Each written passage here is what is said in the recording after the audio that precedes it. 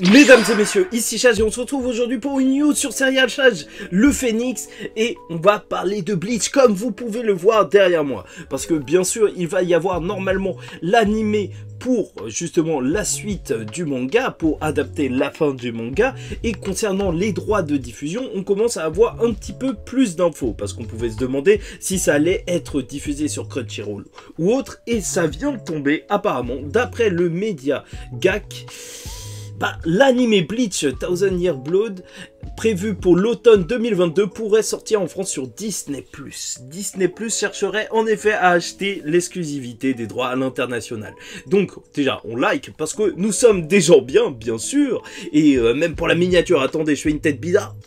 Voilà, parfait. Mais sérieusement, en fait, est-ce que ça pose vraiment problème? C'est vrai que dans un sens, en fait, on peut avoir peur de la censure, il y a beaucoup de réactions, comme vous pouvez le voir, mais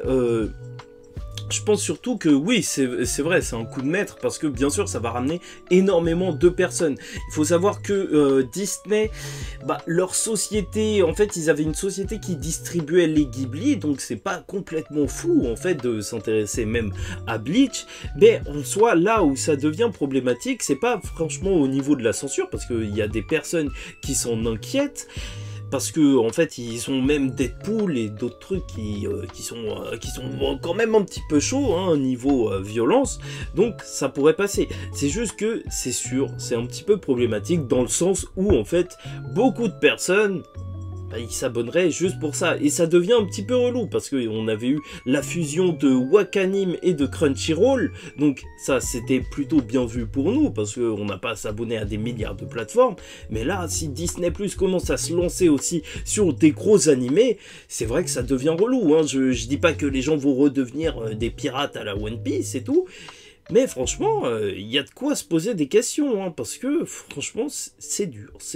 Donc, j'aimerais bien avoir votre avis sur ça. Est-ce que vous pensez que c'est une bonne décision de la part de Disney? Je pense que ça va leur ramener des personnes. C'est clair et net, en plus ils misent tout le temps sur la vibe nostalgie et tout, à faire leur remake et compagnie, donc miser sur Bleach, c'est sûr que ça pourrait extrêmement bien marcher,